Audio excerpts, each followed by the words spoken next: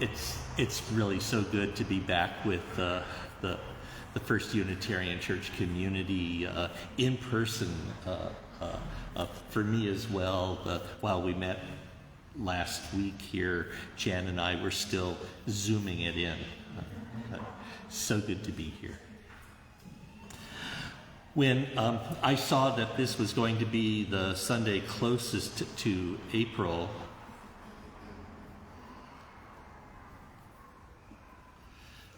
when I saw that this was going to be the first Sunday closest to April 1st, I found myself thinking of foolish things. Quickly, it became thinking about foolish things that happen when one is on a spiritual path. I know many of us don't really think of ourselves as being on a path, spiritual or otherwise, but this is the whole of what I'm about. And I believe it is very much part of what it means to choose to be a Unitarian Universalist rather than, say, joining the Democratic Socialists of America or the Rotary Club. You can join all of them, but each has a different purpose.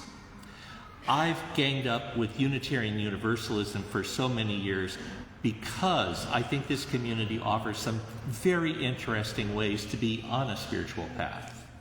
For me, the UU bias toward a naturalistic spirituality that calls one into a life in the world has been very important.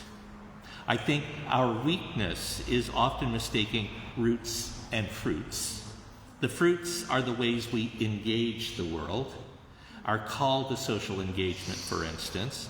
The roots, well, that's the spiritual life, as I see it, and something that needs tending. The heart of the spiritual life, as I have found in my way, it is the discovery of our radical interdependence, not as a philosophical assertion, but as a visceral truth to be known. It comes as glimmers and intimations. It matures as a deconstruction of my sense of isolation and a reconstruction of my sense of connection. It is not one and done, but an ongoing process, mainly following rhythms of reflection and action. It is all a path of intimacy. However, there are dangers, lots of ways to lose sight of our ongoing goals. One is how a kind of pride can arise on the path of reflection and insight. And this is what I want to focus on today. An example, I was living in a Zen monastery in Oakland, California. During a retreat, I had a powerful spiritual encounter where I touched that sense of intimacy. But how important it really was not at all clear. For me, in the moment, I thought, is this enlightenment? And I thought, well, maybe, yes. A few days later, I was walking in the neighborhood. I was still in the glamour of that experience. Everything felt numinous, alive, as if each thing was illuminated from some inner light. The monastery was in a very large old house, and the area had a number of mature trees shading a bright and hot day. Even now, I remember the speckled light, the smell of cut grass, and passing cars, where each thing was distinct, and everything some kind of wonderful. I felt called into a conspiracy of life. And well, I felt kind of special. Then there she was. A small girl, I don't know, 9, 10, a skinny kid in shorts and a t-shirt. She was standing in a driveway where she had been skipping rope. As I approached, she held tightly onto her rope, and she eyed me suspiciously. "What's that?" she asked, pointing at the large mala I was wearing like a necklace. My small show of being part of a Buddhist practice. "A mala," I responded, "a Buddhist rosary." She didn't seem to understand. "Prayer beads," I said. She said, "Looks stupid," turned away and began skipping rope again. I mentioned April Fools. When I think of April and Fool, I think of that tarot card, the 0 card. It's called the Fool. It usually pictures a young man walking along with a bindle stick, that stick which holds a large napkin or a piece of cloth wrapping up one's few possessions. There's usually a dog nipping at his heels. I think he's almost always a he, although we all own foolishness. He's looking up, and he's about to step off a cliff. I looked it up for this reflection, and I find it interesting that those who use the cards take this one as a good omen. Maybe. But I see someone not paying attention and about to take a tumble. Well, that was me. And looks stupid was when I stepped off the cliff. I realized that the world was no longer quite as bright and clear as it seemed a heartbeat before. I felt embarrassed. I could feel the heat from my blushing face. I tried to think of what I should have said to her, to explain, to, claim my place. But I was at a complete loss for words. For all the best, no doubt. What had happened before my moment of insight at the monastery was that I had had a small grace on the intimate way. It would prove important as a start, but that was all. It was just a noticing the world is not as I had thought. And with that, it pointed to deeper insights of intimacy to come. But I rather quickly made it something quite special. I would like to say the little girl was an agent of the great intimate, pointing me onto the deeper way. However, that grand language itself is another mistake cut from the same cloth. I'd actually stumbled into one of the most insidious of spiritual traps. Pope Gregory the Great gave Western culture a list of the 7 deadly sins, behaviors or habits that can poison the spiritual life. He based his list largely on the work of a 4th century mystical theologian, Evagrius Ponticus. Evagrius's list had 2 terms, vainglory and pride, which Gregory saw more as nuances than distinctive spiritual traps. And so in his list, Gregory combined them together into one word. In English, pride. In Latin, that's superbia. When written in Greek, hubris. I find hubris a very helpful word. For Greeks in antiquity, hubris was the stuff of tragedy, that flaw that would eventually destroy the hero. Gregory saw all other sins rising from this, quote, poisonous root. So, an invitation into tragedy, for sure. Less poetically, but straight to the point, that other great thinker of Christian antiquity, Augustine of Hippo, declared, pride is the beginning of all sins, the source, the root. Unfortunately, pride is a messy word, especially in our contemporary English. After all, there absolutely are healthy forms of pride. At the personal level, this is simple self-confidence. It is the feeling we can do something. We've prepared, we've worked, and we know we can do it. I'm looking at 2 musicians right now. We use the word pride for that. Another sense of pride is a healthy sense of self-worth. I am worthy just for being here. This is something people struggle to feel in their hearts, and it is a good thing. Pride is also a term claimed by minorities and the oppressed, asserting a place for themselves in a world that doesn't always notice them, or worse. And with that, being seen, as we say today, is important. We are passing like that wisp of fire and smoke from a burning match. But within that passing, we are beautiful, precious, a light, something to be seen. And there are several snakes in the garden. There is also a negative pride. I'm not worthy, I'm not good enough, all sorts of things. Sort of the shadow of the good pride.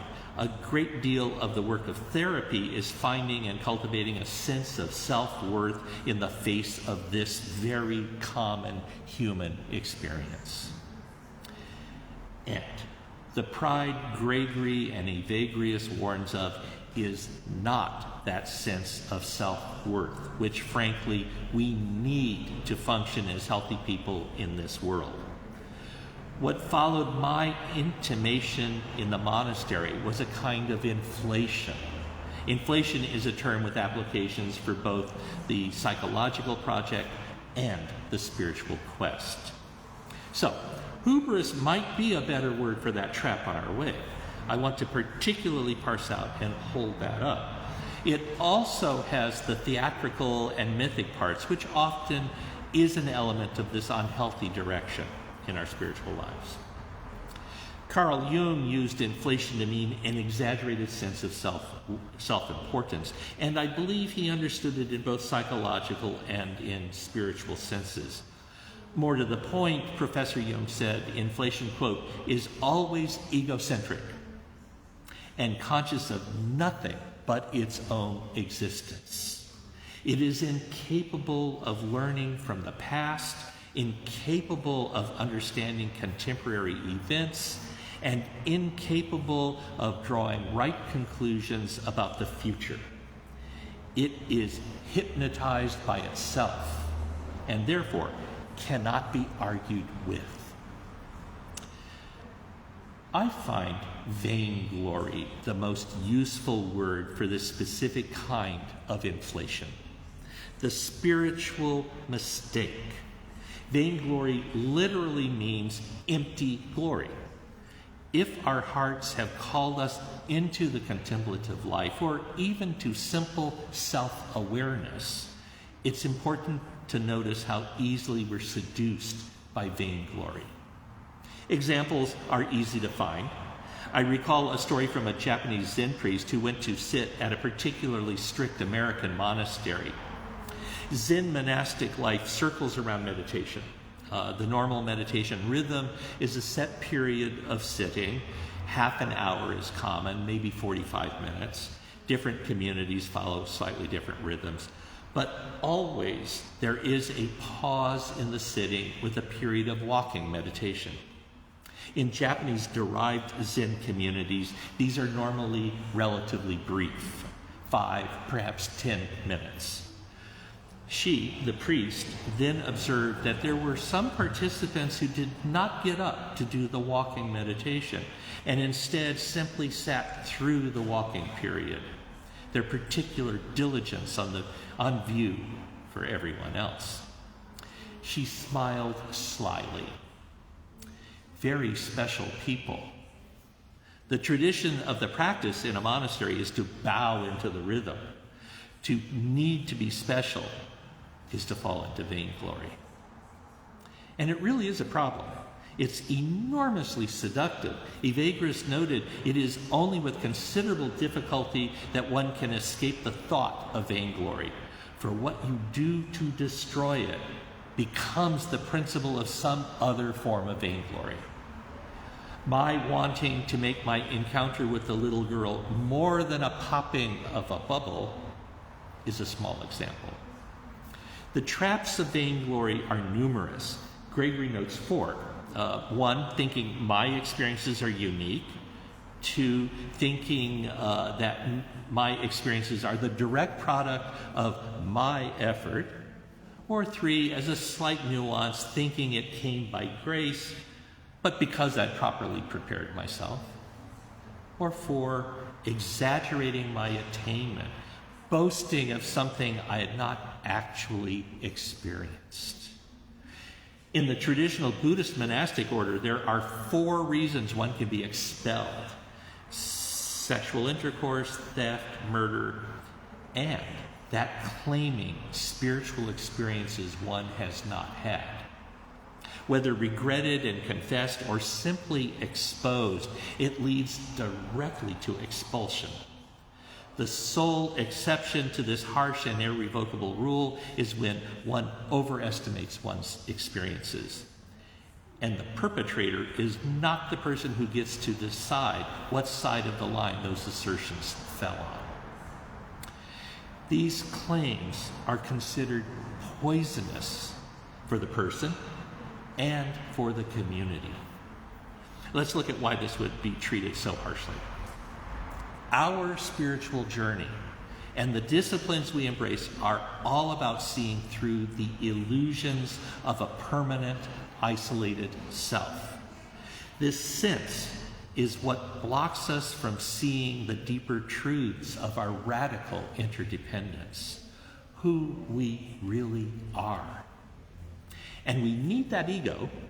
After all, it drives the ship. The problem is only that it doesn't want to be the captain. The ego wants to be the Lord Admiral of the high seas.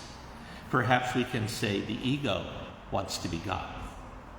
Although it will, if need be, settle for being the devil. It just wants to be in charge. That's the job. We all have moments when we see through our egos. They are by nature fragile, the products of a moment within the play of causes and conditions. So, whether through associations with a spiritual discipline or just in the ordinary course of life, the ego, our sense of an isolated and separated self, occasionally falls apart. It's what comes out of those moments that becomes so dangerous. If we're fortunate, if we pay attention, the reconstruction of our sense of self becomes more balanced, deeper, intimate with the way things are. But the ego always wants more, which is why sometimes people use warfare as the language of the spiritual quest, fighting the battle. More healthily, I believe, is the language of athletics, running the race. Each are, of course, metaphors. The one I find most useful circles around the language of depth. We are on a path into the deep places of our hearts, on a way of discovery and integration. A most dangerous moment is what follows the small or great grace where the masks of our egos fall away. Rather than integration, we can easily fall into inflation, into vainglory.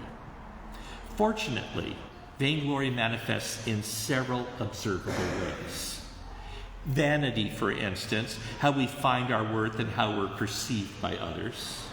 Our desire for approval, for admiration, or for popularity are all the rich soil of vainglory. Actually, the possibilities for vainglory to take over our sense of ourselves are nearly endless.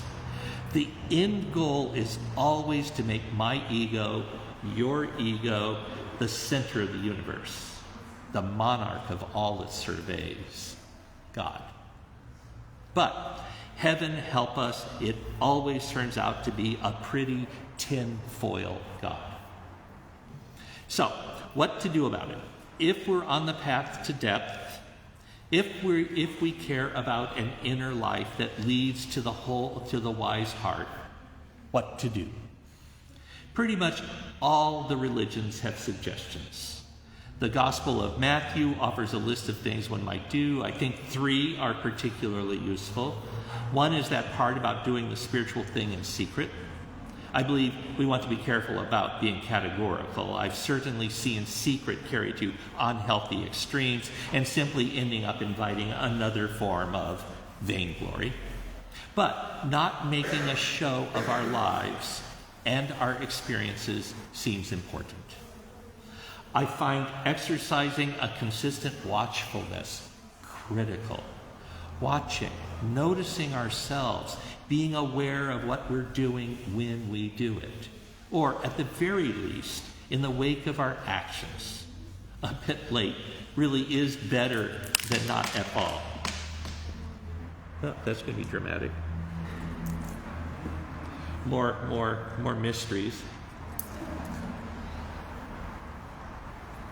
And this was a gift. It was a little mala. It's all little bone skulls. I guess I was trying to be special. And sometimes the universe helps.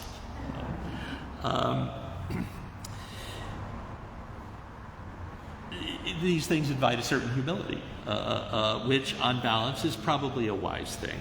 Certainly a lifetime practice.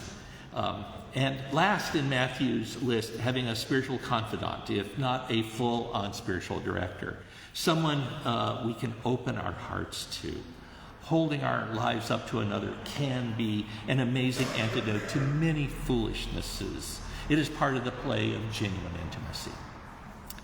To put it all together, the Chinese oracle, the I Ching, has a hexagram I found helpful, number 9. In the Wilhelm Baines translation, the, quote, turning power of the small. We don't need to analyze it, just notice, just witness. Take the power of stepping back, of not needing to be in charge all the time, of not needing always to be right, or if our preferences go that way, always needing to be wrong. Here, the spiritual and the psychological return to being one thing. Integration of the inner and the outer. So, back to the Fool card. Those who follow the Tarot way see it as something positive. It is the figure of transformation. The image also reminds me of the jester, the only one who is said to be able to tell truth to the king, if they're careful. And here we are. The path of the real is one of finding our place in this world. And every moment of insight is followed by an invitation to reject it, to seduce us into stories of separateness, most often, though, through specialness, the good kinds or the bad kinds. If we accept the hard truths, often on the spiritual way, not given with a dose of sugar like with the jester and the king, but if we accept them, these truths as they present, then we are well on our way to finding who we really are in this world. Here, our spiritual and engaged lives become one thing.